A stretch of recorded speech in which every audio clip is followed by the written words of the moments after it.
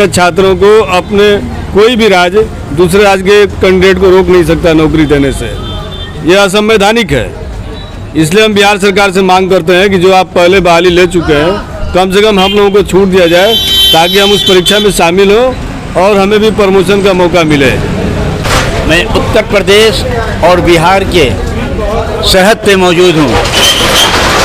उत्तर प्रदेश के करीब लगभग 10-15 हज़ार यहाँ की युवा बिहार में जाकर के काम करते हैं, टीचर का काम करते हैं। और टीचर बनने के बाद आज जब उनका प्रमोशन का हाल हुआ है तो किस तरह बिहार सरकार उन्हें रोक रही है, मैं खुद वहाँ के कर्मचारी से जानना चाहता हूँ। अपना परिचय देते बताइए कि बिहार सरकार क्या कर रही है। जी, मेरा नाम मोहम्मद हैदर खान है और मैं बक्सर में बतौर उर्दू शिक्षक मिडिल स्कूल में अपॉइंटेड हूँ सन 2014 से जी। और बिहार सरकार अभी 2023 बिहार विद्यालय अध्यापक नियमावली एक लेकर के आई है। इसके जरिए वो 2.25 लाख टीचरों की बहाली करेगी प्राइमरी से लेकर इंटर तक, बीपीएससी के जरिए, बिहार पब्लिक सर्विस कमीशन के जरिए, जिसमें बिहार सरकार ने एक बाध्यता रख दिया है कि बिहार का नागरिक होना अनिवार्य है।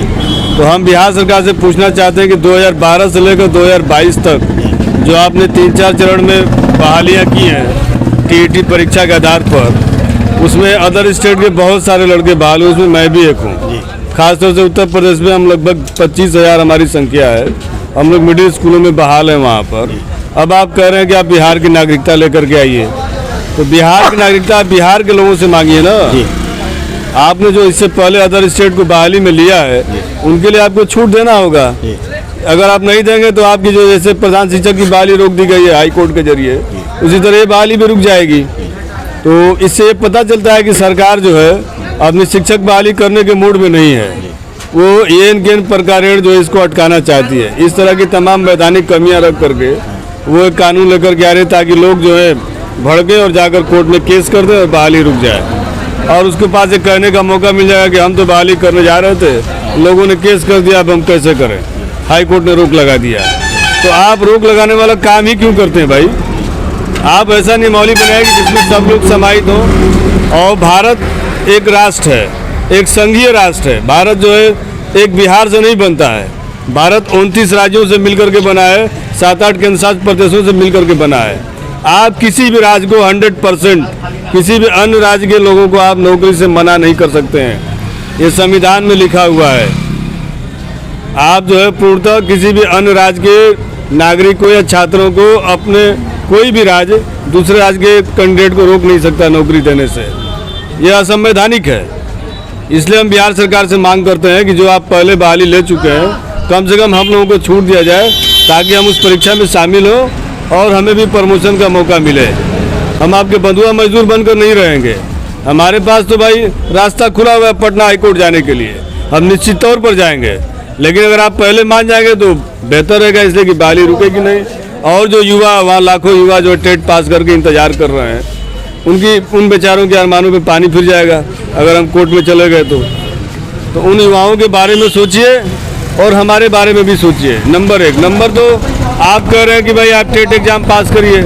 आप मिडिल स्कूल की सीट भी नहीं रखे हैं। मिडिल स्कूल में सिर्फ आप 1745 सीट दिखा रहे हैं, प्राइमरी में 85,000 सीट दिखा रहे हैं, इंटर में 57,000, हाई स्कूल में 35,000। तो अगर हम टेट एग्जाम पास कर लेंगे तो फिर हमें किस सीट पर आप एडजस्ट कीजिएगा? हमारा सीट कौन सा होगा? ये भी आपने क्लियर नहीं किया। आपको क्लियर करना चाहिए कि हाँ भाई आप एग्जाम पास कर लेंगे, आपको आप ही की सीट पर परमानेंट कर दिया जाएगा। ये प्रावधान भी आप जबानी दे रहे हैं, लिखित में नहीं दे रहे हैं। यानी आप चारों तरफ से धोखाधड़ी ही कर रहे हैं, सिर्फ धोखे में रख रहे हैं और जनता को बलगा रहे हैं। मैं बिहार के डिप्टी सीएम तेजस्वी यादव को याद दिलाना चाहता हूँ कि चुनाव के दौरान आपने वादा किया था, आपने अपना मैनिफेस्टो तैयार किया था और उसको मैनिफेस्टो नहीं कहकर आपने प्रण पत्र कहा था कि मैं प्रण करता हूँ जब मेरी सरकार आएगी तो समान काम समान वेतन, ओल्ड पेंशन और सहायक शिक्षक और राजकर्मी का दर्जा देंगे। अब आप डिप्टी सीएम हैं, अब आप क्यों पलट रहे हैं भाई? ना आप ओल्ड पेंशन का जिक्र कर रहे हैं, ना समान काम समान वेतन दे रहे हैं, आकर्षक वेतन का नाम दे रहे हैं। ये आकर्षक वेतन क्या होता है भाई? बीपीएससी से बहाली करेंगे। बीपीएससी से आज तक कोई बहाली 9300 से स्केल से नीचे का हुआ ही नहीं। यानी आजकल के डेट में जो लेवल 7 है वेतन का, उससे नीचे कोई बीपीएससी बहाली नहीं करती है। बीपीएससी से बहाली का मतलब होता है ए ग्रेड, A1 क्लास 1 का अफसर है, और आप 3rd ग्रेड का हमको बनाने जा रहे हैं। 30,000 से 40,000 वेतन तय कर रहे हैं। ये बनिया का दुकान है क्या? हम यही परीक्षा पास करके दूसरे राज्यों में सहायक शिक्षक कहला रहे हैं, और आप हमसे 8 बार जिंदगी भर परीक्षा लेंगे और वेतन देंगे चपरासी वाला, क्लर्कों वाला। तो ऐसे थोड़ा हुकूमत होता है। तो निश्चित तौर पर बहाली रुकेगी। हम अपना हक लेने की अगर सरकार नहीं मानेगी तो हम हाई कोर्ट जाएंगे, पटना हाई कोर्ट से हम न्याय मांगेंगे और अपना हक लेकर के रहेंगे। देखा आपने, बहुत ही पूर्ण ढंग से मैं इस बात का कहना चाहता हूँ आदरणीय मुख्यमंत्री जी से, नीतीश कुमार से और उप मुख्यमंत्री तेजस्वी यादव जी से कि आपने जो वादा किया था फिर तो वादा वही होगा। लोग कहेंगे सबका साथ सबका विकास, कुछ नहीं हुआ। 15 लाख रुपया खाते में आएगा, नहीं आया। फिर आपका भी उसी नाम में कहीं झूठ न जाए।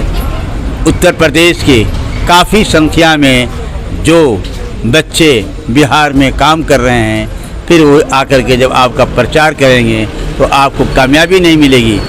इसलिए इनकी आवाज़ को सुनने की ज़रूरत है।